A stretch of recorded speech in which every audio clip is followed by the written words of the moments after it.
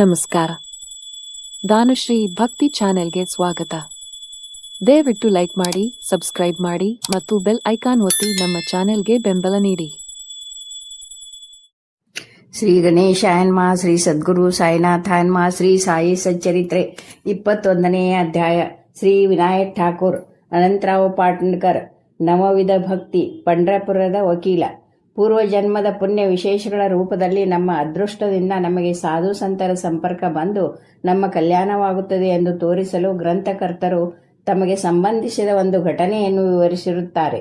ಹೇಮತ್ ಪಂತರು ಕೆಲವು ಕಾಲ ಬಾಂದ್ರಾದಲ್ಲಿ ಮ್ಯಾಜಿಸ್ಟ್ರೇಟ್ ಆಗಿದ್ದರು. ಪೀರಾ ಮೌಲಾನಾ ಎಂಬ ಪ್ರಸಿದ್ಧ ಮಹಾಯೋಗಿ ಅಲ್ಲಿದ್ದರು. ಹಿಂದೂಗಳು, ಪಾರ್ಸಿಗಳು ಮತ್ತು ಇತರ ಮತದವರು ಅವರಲ್ಲಿಗೆ ಹೋಗಿ ದರ್ಶನ ಪಡೆದು ಬರುತ್ತಿದ್ದರು. ಯೂನುಸ್ ಮುಜಾವರ್ ಎಂಬವನು ಹೇಮತ್ ಪಂತರಿಗೆ ಆ ಸಾಧುವಿನ ದರ್ಶನ ಪಡೆಯುವಂತೆ ಹೇಳುತ್ತಿದ್ದನು. ಆದರೆ ಕಾರಣಾಂತರಗಳಿಂದ ಅದು ಸಾಧ್ಯವಾಗಿರಲಿಲ್ಲ. ಕೆಲವು ಕಾಲದ ನಂತರ ಅವರ ಸರದಿ ಬಂದು ಶಿರಡಿಯಲ್ಲಿ ಸಾಯಿ ದರ್ಬಾರದ ಪ್ರಮುಖ ವ್ಯಕ್ತಿಗಳಾದರು. ದುರದೃಷ್ಟಶಾಲಿಗಳಿಗೆ ಸಾಧು ಸಂತರ ಸಂಪರ್ಕ ಬರುವುದಿಲ್ಲ. ಅದೃಷ್ಟವಂತರಿಗೆ ಮಾತ್ರ ಅದು ಲಭಿಸುತ್ತದೆ. ಸಾಧುಗಳ ವಿದ್ಯಾಲಯ. ಈ ಪ್ರಪಂಚದಲ್ಲಿ ಬಹಳ ಪುರಾತನ ಕಾಲದಿಂದಲೂ ಸಾಧುಗಳ ವಿದ್ಯಾಲಯಗಳಿವೆ. ಅನೇಕ ಸಾಧುಗಳು ಅನೇಕ ಸ್ಥಳಗಳಲ್ಲಿ ಅವತರಿಸಿ ಪರಮಾತ್ಮನಿಂದ ನೇಮಿಸಲ್ಪಟ್ಟ ಧ್ಯೇಯವನ್ನು ಕಾರ್ಯಗತ ಮಾಡುತ್ತಾರೆ. ಬೇರೆ ಬೇರೆ ಸ್ಥಳಗಳಲ್ಲಿದ್ದರೂ ಸಹ ಅವರೆಲ್ಲರೂ ಒಂದೇ. ಈ ಪರಮಾತ್ಮನ ಆಜ್ಞೆಯಂತೆ ಎಲ್ಲರೂ ಒಗ್ಗಟ್ಟಿನಿಂದ ಧ್ಯೇಯ ಸಾಧಕರಾಗಿ ಕಾರ್ಯತತ್ಪರರಾಗಿರುತ್ತಾರೆ. ಇದನ್ನು ಉದಾಹರಿಸುವ ಒಂದು ಸಂಗತಿ ಈ ರೀತಿ ಇದೆ. ಶ್ರೀ ವಿನಾಯಕ್ ಠಾಕೂರ್. ರೆವಿನ್ಯೂ ಇಲಾಖೆಯಲ್ಲಿ ಗುಮಾಸ್ತರಾಗಿದ್ದ ಶ್ರೀ ವಿನಾಯಕ್ ಠಾಕೂರ್ ಅವರು ಸರ್ವೆ ಪಾರ್ಟಿಯ ಸಂಗಡ ಬೆಳಗಾವಿ ಹತ್ತಿರದ ವಡಗಾವಿಗೆ ಬಂದರು.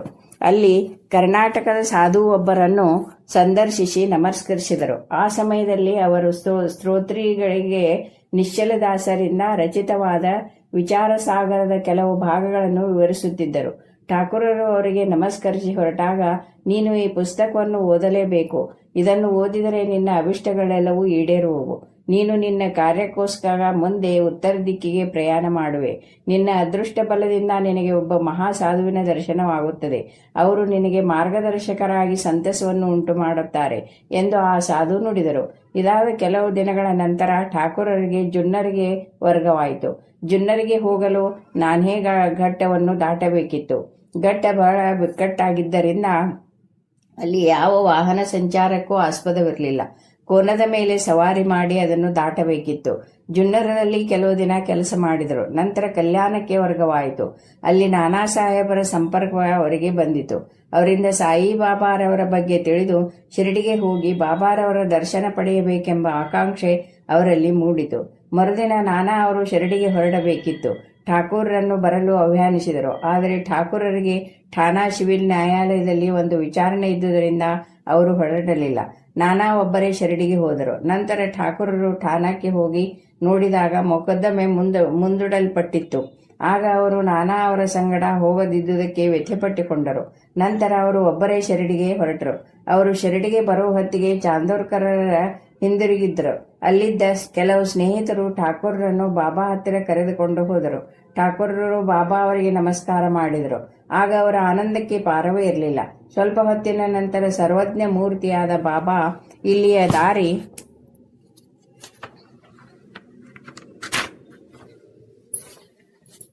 ದಾರಿ ಆ ಕಾನಡ ಅಪ್ಪ ಹೇಳಿದಷ್ಟು ಸುಗಮವಲ್ಲ. ನಾನೇ ಘಟ್ಟವನ್ನು ಕೋನದ ಮೇಲೆ ಸವಾರಿ ಮಾಡಿದಷ್ಟು ಅದು ಸುಲಭವಲ್ಲ.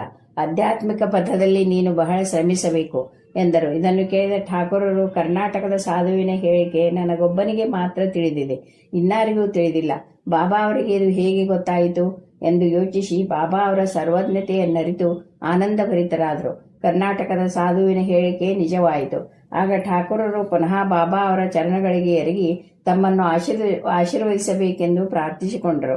ಆಗ ಬಾಬಾ, ಅಪ್ಪ ಹೇಳಿದದೆಲ್ಲ ಸರಿ. ಅದನ್ನು ವಿಚಾರಸಾಗರ ಗ್ರಂಥವನ್ನು ಅಭ್ಯಾಸ ಮಾಡು. ಬರೀ ಪಠನದಿಂದ ಪ್ರಯೋಜನವಿಲ್ಲ. ನೀನು ಓದಿದನ್ನು ಕಾರ್ಯರೂಪದಲ್ಲಿ ಮಾಡಿ ತೋರಿಸಬೇಕು. ಗುರು ಕೃಪಾರಹಿತ ವಿದ್ಯೆ ಮತ್ತು ಅನುಭವ ಜ್ಞಾನರಹಿತ ವಿದ್ಯೆ ನಿಷ್ಪ್ರಯೋಜಕ ಎಂದು ಹೇಳಿದರು. ಠಾಕೂರರು ವಿಚಾರಸಾಗರ ಗ್ರಂಥದ ಪಾರಾಯಣ ಮಾತ್ರ ಮಾಡಿದ್ದರು. ಆದರೆ ಶಿರಡಿಯಲ್ಲಿ ಅದರ ಪ್ರಾಯೋಗಿಕ ರೀತಿಯನ್ನು ಈಗ ಕಂಡರು. ಅನಂತರಾವ್ ಪಾಟಣ್ಕರ್. ಒಮ್ಮೆ ಪುಣೆಯ ಶ್ರೀ ಪಾಟನ್ಕರರಿಗೆ ಬಾಬಾರವರನ್ನು ಕಾಣಬೇಕೆಂಬ ಆಶೆ ಉಂಟಾಯಿತು. ಶಿರಡಿಗೆ ಬಂದು ಬಾಬಾರವರ ದರ್ಶನ ಪಡೆದರು. ಬಾಬಾರವರ ಚರಣಗಳಿಗರಿಗೆ ಪೂಜೆಯ ನಂತರ ಅವರನ್ನು ಕುರಿತು, ಬಾಬಾ, ನಾನು ಬಹಳ ಓದಿದ್ದೇನೆ. ವೇದ, ವೇದಾಂತ ಮತ್ತು ಉಪನಿಷತ್ತು ಎಲ್ಲವನ್ನೂ ಅಭ್ಯಾಸ ಮಾಡಿರುತ್ತೇನೆ. ಪುರಾಣಗಳೆಲ್ಲವನ್ನೂ ಕೇಳಿರುತ್ತೇನೆ. ಆದರೂ ನನ್ನ ಮನಸ್ಸಿಗೆ ಶಾಂತಿ ದೊರಕಿಲ್ಲ. ನನ್ನ ಎಲ್ಲ ಓದು ನಿಷ್ಪ್ರಯೋಜಕವಾಗಿದೆ. ಮೂಢಾತ್ಮರೇ ನನಗಿಂತ ಎಷ್ಟೋ ಮೇಲು. ನೀವು ಮನಸ್ಸಿಗೆ ಶಾಂತಿಯನ್ನು ಉಂಟು ಮಾಡುವಿರೆಂದು ಕೇಳಿ ನಿಮ್ಮಲ್ಲಿಗೆ ಬಂದಿದ್ದೇನೆ. ನನ್ನ ಮೇಲೆ ದಯವಿಟ್ಟು ನನ್ನನ್ನು ಆಶೀರ್ವದಿಸಿರಿ ಎಂದು ಬೇಡಿಕೊಂಡರು. ಆಗ ಬಾಬಾ ಅವರಿಗೆ ಈ ಕೆಳಕಂಡ ನೀತಿಕತೆಯನ್ನು ಹೇಳಿದರು. ನವವಿಧ ಭಕ್ತಿ. ಒಂದು ಸಾರಿ ವರ್ತಕನೊಬ್ಬನು ಇಲ್ಲಿಗೆ ಬಂದನು. ಅವನ ಮುಂದೆ ಒಂದು ಕುದುರೆ 9 ಲದ್ದಿ ಹಾಕಿತು. ಆ ವರ್ತಕನು ಕೂಡಲೇ ತನ್ನ ಬಟ್ಟೆಯನ್ನು ನೆಲಕ್ಕೆ ಹಾಸಿ ಆ 9 ಲದ್ದಿಗಳನ್ನು ಆರಿಸಿಕೊಂಡು ಮನಃಶಾಂತಿ ಹೊಂದಿದನು. ಪಾಟನ್ಕರರಿಗೆ ಇದರ ಅರ್ಥವಾಗಲಿಲ್ಲ. ಸಮೀಪದಲ್ಲಿಯೇ ಇದ್ದ ದಾದಾ ಕೇಳ್ಕರ್ ಅವರನ್ನು ವಿಚಾರಿಸಿದರು. ಅದಕ್ಕೆ ಅವರು, ನನಗೂ ಸಹ ಇದರ ಪೂರ್ಣ ಅರ್ಥ ಗೊತ್ತಾಗಲಿಲ್ಲ, ಆದರೆ ಅವರ ಪ್ರೇರಣೆಯಿಂದ ನನಗೆ ತಿಳಿದಷ್ಟು ಮಾತ್ರ ಹೇಳುತ್ತೇನೆ ಎಂದವರಿಗೆ ಕೆಳಗಿನಂತೆ ಹೇಳಿದರು. ಕುದುರೆಯೇ ದೇವರ ಕೃಪೆ. ಅದು ಹಾಕಿದ ಲದ್ದಿಗಳೆಂದರೆ ನವವಿಧ ಭಕ್ತಿಗಳು. ಅವು ಶ್ರವಣ, ಕೀರ್ತನ, ಸ್ಮರಣ, ಚರಣ ಸೇವನ, ಅರ್ಚನ, ವಂದನ, ದಾಶ, ಸಖ್ಯ ಮತ್ತು ಆತ್ಮನಿವೇದನೆ. ಇವುಗಳಲ್ಲಿ ಯಾವುದನ್ನಾದರೂ ಶ್ರದ್ಧೆ ಭಕ್ತಿಯಿಂದ ಅಭ್ಯಾಸ ಮಾಡಿದರೆ ಶ್ರೀಹರಿಯು ಭಕ್ತರ ಮನೆಯಲ್ಲಿ ಅವತರಿಸುತ್ತಾನೆ. ಭಕ್ತಿ ಇಲ್ಲದೆ ಯಾವುದೇ ಜಪ, ತಪ, ಯೋಗ ಸಾಧನ ಅಥವಾ ವೇದ, ಉಪನಿಷತ್ ಅಭ್ಯಾಸ ಪ್ರಯೋಜನಕಾರಿಯಲ್ಲ. ನೀನೇ ವರ್ತಕನೆಂದು ಭಾವಿಸಿ ಅವನಂತೆ ನೀನೂ ಸಹ ನವವಿಧ ಭಕ್ತಿಗಳನ್ನು ಅಭ್ಯಾಸ ಮಾಡು. ನಿನ್ನ ಮನಸ್ಸಿನ ಚಂಚಲತೆಯನ್ನು ಬಿಡು, ಅಂದರೆ ಮನಃಶಾಂತಿಯನ್ನು ಪಡೆಯುವೆ ಎಂದರು. ಮರುದಿನ ಪಾಟಕರರು ಬಾಬಾರವರಿಗೆ ನಮಸ್ಕಾರ ಮಾಡಲೆಂದು ಹೋದಾಗ ಅವರು 9 ಲದ್ದಿಗಳನ್ನು ಕಟ್ಟಿಕೊಂಡೆಯಾ ಎಂದು ಕೇಳಿದರು. ಅದಕ್ಕೆ ಅವರು, ನಾನು ದೀನನು, ನನ್ನ ಮೇಲೆ ನಿಮ್ಮ ಕೃಪೆ ಇದ್ದರೆ ಮಾತ್ರ ನಾನು ಅವುಗಳನ್ನು ಕಟ್ಟಿಕೊಳ್ಳಬಹುದು ಎಂದರು. ಆಗ ಬಾಬಾ ಸಂತೋಷದಿಂದ ಅವರನ್ನು ಆಶೀರ್ವದಿಸಿ, ನಿನಗೆ ಶಾಂತಿ ದೊರಕುತ್ತದೆ ಎಂದರು. ಪಂಢರಪುರದ ವಕೀಲ. ಬಾಬಾರವರು ಸರ್ವಜ್ಞತೆಯಿಂದ ಭಕ್ತರನ್ನು ತಿದ್ದುತ್ತಿದ್ದರೆಂಬುದನ್ನು ಈಗ ಪರೀಕ್ಷಿಸೋಣ.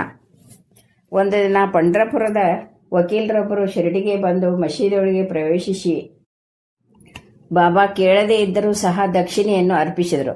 ನಂತರ ಅವರು ಮಸೀದಿಯ ಮೂಲೆಯೊಂದರಲ್ಲಿ ಕುಳಿತು ಅಲ್ಲಿ ಏನು ನಡೆಯುತ್ತಿದೆ ಎಂಬುದನ್ನು ನೋಡುತ್ತಿದ್ದರು. ಸಾಯಿಬಾಬಾ ಕೂಡಲೇ ಅವರ ಕಡೆಗೆ ತಿರುಗಿ, ಈ ಜನರಷ್ಟು ವಂಚಕರು, ಇವರು ನನ್ನ ಪಾದಗಳಿಗಿರಿಗಿ ದಕ್ಷಿಣೆ ನೀಡಿ ಹೊರಟು ಹೋಗುತ್ತಾರೆ, ಆದರೆ ಅಂತರಂಗದಲ್ಲಿ ತೆಗಳುತ್ತಾರೆ. ಇದು ವಿಚಿತ್ರವಲ್ಲವೇ ಎಂದರು. ಈ ಮಾತು ವಕೀಲನಿಗೆ ಚುಚ್ಚಿತು. ಬೇರೆ ಯಾರಿಗೂ ಈ ಮಾತಿನ ಅರ್ಥವಾಗಲಿಲ್ಲ. ವಕೀಲರು ಅದನ್ನು ಗ್ರಹಿಸಿ ಮೌನದಿಂದ ಇದ್ದರು. ನಂತರ ವಾಡಕ್ಕೆ ಹಿಂದಿರುಗುವಾಗ ಅವರು ಕಾಕಾ ಸಾಹೇಬರನ್ನು ಕುರಿತು, ಬಾಬಾರವರ ಮಾತು ಸರಿಯಾಗಿತ್ತು. ಅವರು ನನ್ನನ್ನೇ ಕುರಿತು ಮಾತನಾಡಿದ್ದಾರೆ. ಇನ್ನು ಮುಂದೆ ನಾನು ಇತರರ ನಿಂದನೆಯನ್ನು ಬಿಡಬೇಕೆಂದು ಅರ್ಥ ಸೂಚಿತವಾಗಿದೆ ಎಂದು ಹೇಳಿ ಈ ಕೆಳಗಂಡಂತೆ ವಿವರಿಸಿದರು. ಪಂಢರಪುರದ ನ್ಯಾಯಾಧೀಶರಾದ ನುಲ್ಕರರು ತಮ್ಮ ಆರೋಗ್ಯಾಭಿವೃದ್ಧಿಗೋಸ್ಕರ ಶಿರಡಿಯಲ್ಲಿ ಬಂದು ತಂಗಿದ್ದರು. ಅವರು ಒಂದು ದಿನ ಪಂಢರಪುರದ ವಕೀಲ ಗೃಹದಲ್ಲಿ ಕುಳಿತಾಗ, ರೋಗವು ಔಷಧಗಳಿಲ್ಲದೆ ಫಕೀರರ ದರ್ಶನ ಮಾತ್ರದಿಂದ ಗುಣವಾಗಬಲ್ಲದೆ, ವಿದ್ವಾಂಸರಾದ ನುಲ್ಕರ್ ಹೀಗೆ ನಂಬುವುದು ಸರಿಯೇ ಎಂದು ಮುಂತಾಗಿ ವಕೀಲರಲ್ಲಿ ಚರ್ಚೆಯಾಯಿತು. ನ್ಯಾಯಾಧೀಶರು ಬಾಬಾ ಅವರು ವಕೀಲರ ಉಪಹಾಸಕ್ಕೀಡಾದರು. ಚರ್ಚೆಯಲ್ಲಿ ನಾನು ಪಾತ್ರ ವಹಿಸಿದ್ದೆ. ಈಗ ಬಾಬಾರವರಿಂದ ಪಾಠ ಕಲಿತಂತಾಯಿತು.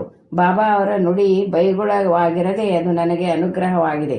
ವಿನಾಕಾರಣ ಬೇರೆಯವರನ್ನು ಉಪಹಾಸ ಅಥವಾ ನಿಂದೆ ಮಾಡಕೂಡದೆಂದು ಬಾಬಾ ನನಗೆ ಬುದ್ಧಿ ಕಲಿಸಿದರು ಎಂದು ವಕೀಲರಿಗೆ ಹೇಳಿದರು. ಶಿರಡಿಯು ಪಂಢರಪುರದಿಂದ ದೂರದಲ್ಲಿದೆ. ಆದರೂ ಬಾಬಾ ತಮ್ಮ ಸರ್ವಜ್ಞತ್ವದಿಂದ ಪಂಢರಪುರದ ವಕೀಲ ಗೃಹದಲ್ಲಿ ನಡೆದ ಸಂಭಾಷಣೆಯನ್ನು ತಿಳಿದಿದ್ದರು. ನದಿ, ಕಾಡು, ಬೆಟ್ಟ ಮೊದಲಾದವುಗಳು ಅವರ ದೃಷ್ಟಿಗೆ ಅಡ್ಡ ಬರುತ್ತಿರಲಿಲ್ಲ. ಅವರು ಎಲ್ಲರ ಇಂಗಿತವನ್ನು ತಿಳಿದವರಾಗಿದ್ದರು. ಭಕ್ತನು ಎಲ್ಲೇ ಇರಲಿ, ಎಷ್ಟೇ ದೂರದಲ್ಲಿರಲಿ, ಸಾಯಿ ಅವರ ದೃಷ್ಟಿಯಿಂದ ದೂರವಿರುತ್ತಿರಲಿಲ್ಲ. ಈ ಘಟನೆಯಿಂದ ವಕೀಲರಿಗೆ ಜ್ಞಾನೋದಯವಾಯಿತು. ಸನ್ಮಾರ್ಗ ಪ್ರವರ್ತಕರಾಗಲು ಸಾಧ್ಯವಾಯಿತು. ಈ ಕಥೆಯು ವಕೀಲರಿಗೆ ಸಂಬಂಧಿಸಿದ್ದಾದರೂ ಎಲ್ಲರಿಗೂ ಅನ್ವಯಿಸುವ ಹಾಗಿದೆ. ಆದ್ದರಿಂದ ಎಲ್ಲರೂ ಇದನ್ನು ಗಮನಿಸಬೇಕು. ಸನ್ಮಾರ್ಗ ಪ್ರವರ್ತಕರಾಗಲು ಶ್ರಮಿಸಬೇಕು. ಶ್ರೀ ಸಾಯಿ ಪ್ರಣಾಮ. ಬಾಬಾ ಕೇಳದೇ ಇದ್ದರೂ ಸಹ ದಕ್ಷಿಣೆಯನ್ನು ಅರ್ಪಿಸಿದರು. ನಂತರ ಅವರು ಮಸೀದಿಯ ಮೂಲೆಯೊಂದರಲ್ಲಿ ಕುಳಿತು ಅಲ್ಲಿ ಏನು ನಡೆಯುತ್ತಿದೆ ಎಂಬುದನ್ನು ನೋಡುತ್ತಿದ್ದರು.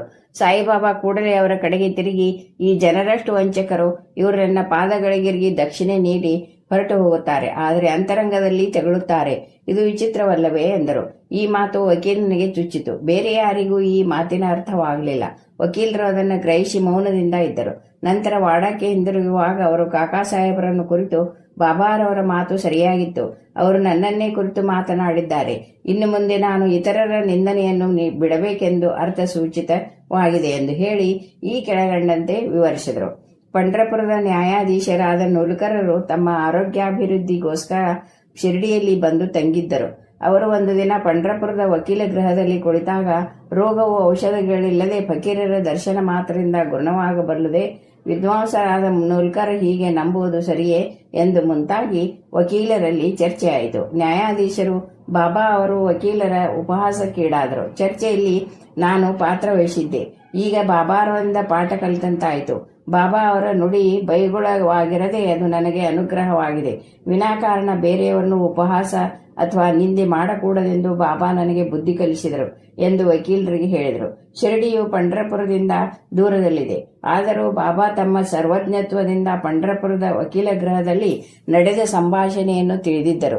ನದಿ, ಕಾಡು, ಬೆಟ್ಟ ಮೊದಲಾದವುಗಳು ಅವರ ದೃಷ್ಟಿಗೆ ಅಡ್ಡ ಬರುತ್ತಿರಲಿಲ್ಲ. ಅವರು ಎಲ್ಲರ ಇಂಗಿತವನ್ನು ತಿಳಿದವರಾಗಿದ್ದರು. ಭಕ್ತನು ಎಲ್ಲೇ ಇರಲಿ, ಎಷ್ಟೇ ದೂರದಲ್ಲಿರಲಿ, ಸಾಯಿ ಅವರ ದೃಷ್ಟಿಯಿಂದ ದೂರವಿರುತ್ತಿರಲಿಲ್ಲ. ಈ ಘಟನೆಯಿಂದ ವಕೀಲರಿಗೆ ಜ್ಞಾನೋದಯವಾಯಿತು. ಸನ್ಮಾರ್ಗ ಪ್ರವರ್ತಕರಾಗಲು ಸಾಧ್ಯವಾಯಿತು. ಈ ಕಥೆಯು ವಕೀಲರಿಗೆ ಸಂಬಂಧಿಸಿದ್ದಾದರೂ ಎಲ್ಲರಿಗೂ ಅನ್ವಯಿಸುವ ಹಾಗಿದೆ. ಆದ್ದರಿಂದ ಎಲ್ಲರೂ ಇದನ್ನು ಗಮನಿಸಬೇಕು. ಸನ್ಮಾರ್ಗ ಪ್ರವರ್ತಕರಾಗಲು ಶ್ರಮಿಸಬೇಕು. ಶ್ರೀ ಸಾಯಿ ಪ್ರಣಾಮ.